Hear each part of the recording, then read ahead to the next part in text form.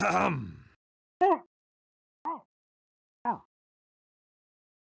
we? Let's settle this like gentlemen! Merde!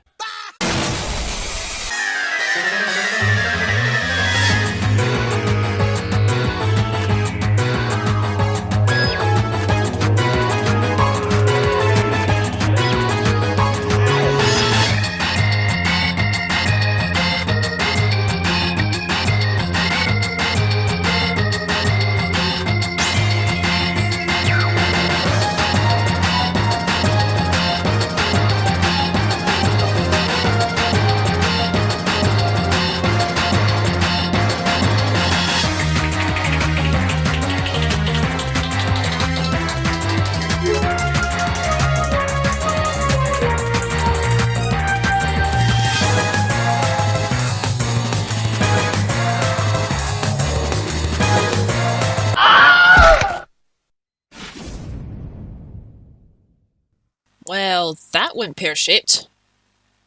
So, let's talk MvM. When it comes to man versus machine, Pyro can be a pretty offbeat choice. The sad thing is, pretty much anything Pyro can do can be done just as well or even better by other classes. But that doesn't mean you can't be a great asset to your team. On the contrary, there's actually quite a few ways that a Pyro can really help their team. Let me preface this video by saying that this will be entirely about the Pyro's role in Expert MvM. If you'd like to learn about the basics of Expert with all the other classes, I highly recommend watching Pride's video, A Professional's Expert Guide to MvM. This video is a way more detailed explanation of Experts as a whole. I'd also like to add that I am not the best Pyro when it comes to MvM. A lot of the times I just, well... yeah, that. But I feel like I have done enough to give some overview of this game mode. Right, so let's just jump into here by discussing what everybody is going to comment on if I don't bring it up. This thing. This... Bloody hell, you're awful! I'm gonna headbutt you! I'm gonna headbutt you! You freaking watch! Yeah, watch what you're gonna say into my face, tough guy. Tough now, are you? Fancy? Are you? A real good view of me. My tiny head. It's so tiny, I got a freaking such a tiny little head. Bombs away! Okay, this does not look good here.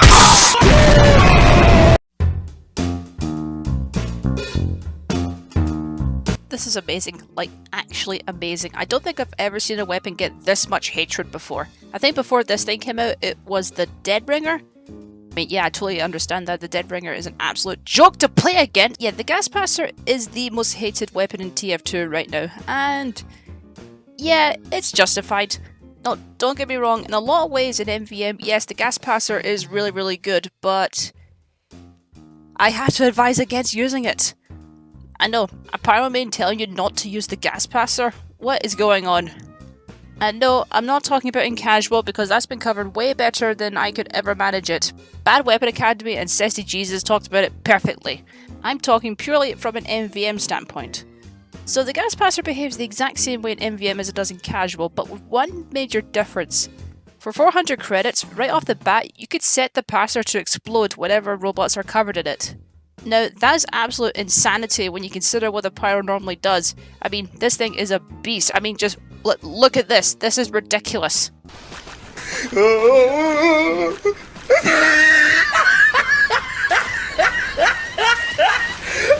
at the top of his head! But that's the problem. It's way too powerful. Now, I know that sounds mental, but, example, we need an example. Right, okay, so imagine this. Two cities, Manhattan, Metro Malice, Wave 1, Subwave 1E. A super soldier jumps down and he has 12 medics with him. All these medics have uber charge. So even if one bullet hits these things, they'll uber and that'll make the wave way more difficult than it has to be. How would you normally deal with this? Well, a demo can unload a whole sticky trap with the help of a crits medic. Sniper can get explosive headshots and just hope that nobody sets them up before he's able to shoot them. Pyro needs to press 2 on their keyboard and then press mouse 1. You see the problem? The gas passer completely invalidates the work of the demo man and the sniper, and let me tell you, they have every right to be mad at you for stealing their kills. That's some shitty business right there. You've brought shit on your people, you mumbling devil. Taking care of crowds has always been the demo or sniper's job, and the amount of effort taken on their end compared to Pyro's is just no comparison at all. It's simply not fun or fair to the other classes. And don't get me wrong, I enjoy going on fun raids with this thing once in a while. But if your teammates ask you nicely not to use it, be the bigger person and just don't use it. And on that note, if you really don't want your Pyro to use this thing, just ask them nicely. Come on, don't be a dick. There's enough toxicity going about. We don't need any more. Just ask them nicely. They'll probably do it. Bottom line is the gas passer is not needed because your sniper or demo are easily more capable of taking care of these things. I mean, granted it's MvM, so it's a bit of a toss-up, but my point still stands. Well, now that that's out there, we can actually talk about what Pyro does in MvM. Well, let me explain as the Pyro's delegate. And what I'm going to say may sound indelicate, but Pyro's job in MvM is, well...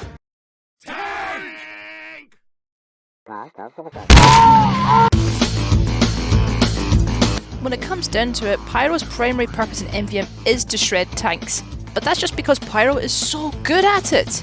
With your flog's damage and ammo maxed out, topped off by some crit canteens, Pyro can reduce these things to scrap in no time. It's a massive weight off your team's shoulders if they know their Pyro is taking care of that big metal pain in the ass while they deal with everything else. Don't get me wrong, other classes can absolutely take care of the tanks themselves, but the main concern you have to have with MvM is, well, the bomb. Because the tank often likes to go in the opposite direction of where the bots are going, it's a very bad idea for everyone to focus on the tank at once, since that's just asking for a rogue scout to grab the bomb and get behind everybody. Boom, wave failed, try again. So Pyro really is the best choice. It keeps the power classes mowing down robots, it keeps snipers where they have to be to pop medics, and the engineer can easily take care of the bomb by guarding it with his sentry. Pyro can easily follow the tank and take it down with the flog and possibly a crit medic if you have one, but Pyro is more than capable of taking down the tank themselves, so it's better for the medic to stay on the front lines helping out their heavies. Now, for the most part, the tanks are pretty straightforward and expert, but with the exception of Manslaughter, and that is the only map where the tanks spawn at the same time and go in both directions. Now, on your first turn, this could look quite terrifying. Here's the easiest way to take them down as Pyro on Manslaughter. You always go for the tank furthest away from where the bots are going. So if the bots are coming from the left, take out the tank on the right side and vice versa. Because one tank is following the same path as the bots, it'll take damage regardless, and it saves everyone from trying to scramble after the other tank, which would still be at full health. Pyro can easily take care of this tank by themselves with the right upgrades. So they can safely destroy this tank, then once that's done, they can go and take down the one that their teammates are currently fighting. Here's a weird tip. The most effective way to damage the tank is not to actually point it straight at the thing, but to point the flog up here. Now, I'm not an expert on this, but it's something to do with the hitboxes and the firing radius of the flog and all of that, but funnily enough, you actually do damage quicker and easier by pointing it up here. So yeah, it might look a bit dumb, but it's something. Point the nozzle upward. Trust me, this really works. Now, at this point, I know you're probably thinking, but I don't want to just destroy tanks, I want to kill robots, but I can't do it without the gas passer. Yeah, you can. There's lots of ways Pyro can not only be useful, but also a lot of fun. You still want to take down medics without relying on the gas passer? Well, then allow me to introduce you to the third degree.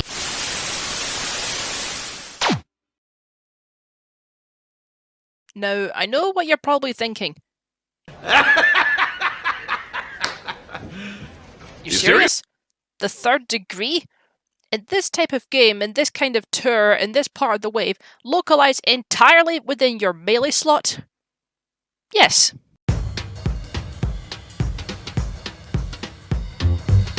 We all know in MvM that Pyros traditionally stick to their primaries, and that's not without merit. The flog is a beast when it comes to tanks, as we discussed, and in several instances your air blast with the stock is invaluable. Whether it's stuffing a whole herd of soldiers or forcing a giant bot into a grinder or a bottomless pit, stock and flog really are the staples of the Pyro meta. But that doesn't mean that's all you can do. Now, let's be real, the third degree is a useless weapon in most situations. The opportunity to use it never comes up in casuals since it's so situational, and why would you bother trying to melee an overhealed target when you can just kill the medic yourself much easier with your primary? But here's the thing, did you know that the third degree can also do this in MvM? Yeah, you saw that right. Pyro can basically perform an explosive headshot all on their own with this weapon. With a crit canteen, Pyro could be just as effective as a spy or sniper when it comes to dropping medics without relying on a crutch. Granted, it's slower, it involves putting money in a crit canteen, and it's probably easier just to let your sniper, dim, or spy deal with it, but I'm not gonna lie when I say I get a rush when you connect a hit. You don't see many Pyros doing this, so it'll definitely get your team's attention as well. Now, I can't say this is the most effective strat by any means, but it's still pretty fun, and it's a good way to shake up the relatively stale Pyro metagame. It could be useful if, say, your teammates are having a hard time dealing with more than one group of medics. Although, now that I've started using this thing, I now understand the pain that other classes feel when somebody pops the medics before I can do anything, like, for God's sake! While it is a lot of fun trying to get an axe stab on the robo-medics, it does lead me to one of the biggest turn-offs when it comes to playing Pyro. And that's the fact that Pyro, unfortunately, is strictly a close combat class.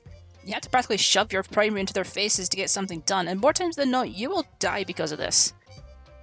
This is where the flare gun comes in. Now, don't get me wrong, Pyro really needs to spend most of their time with their primaries out, but the one way you can stay alive and be useful is to equip the flare gun. You could take the scorch shot, but to be honest, despite its wider blast range, it is inferior to the flare gun since it jolts enemies backwards, which makes things much harder for your sniper, and it only mini crits when the flare gives you full crits. It's really worth putting credits into your firing and reload speed, since once they're maxed out, the flare gun is actually really good against big robots since you get crits on hit, and they're relatively easy to hit from a distance. You can also spam it into a herd, which can also be surprisingly effective. You might not be the one killing the bots, but you're still contributing to the team. Also, it'll surprise you how fast this thing fills your oomph, so coupling this with the flog is actually a very good combination. I get that most people will want to put their credits into resistances since that's the meta, and that's all fine and good, but personally I found this style of play to work fine without resistances. So, now that I've discussed pretty much everything I wanted to talk about, I'm going to run this video off giving just some general advice when it comes to expert MvM.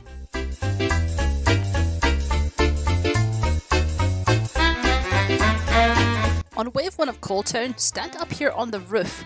It's bugged so that the bots will focus on you, but since they can't reach you, they'll just stand there and stare. It makes it very easy for your sniper. Not many people know this, as you can see, but this really is the sniper's wave, so they'll thank you at least. In Manworks, there's a similar spot on the rocks in front of the tank spawn. It's a bit specific, but standing here on wave 2 attracts the bot scouts to you, and just watch this. Okie dokie, moving on. Use Air Blast sparingly. Well, yes, it is useful for separating medics from their targets and pushing back sentry busters, along with everything I previously said. It's best for your team if you simply let the bots come to them. Don't throw your team off, they will not appreciate it.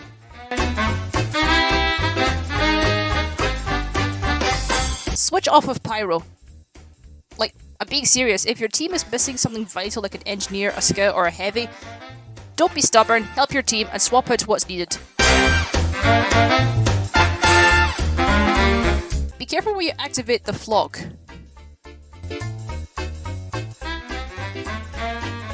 Pay attention to the tanks.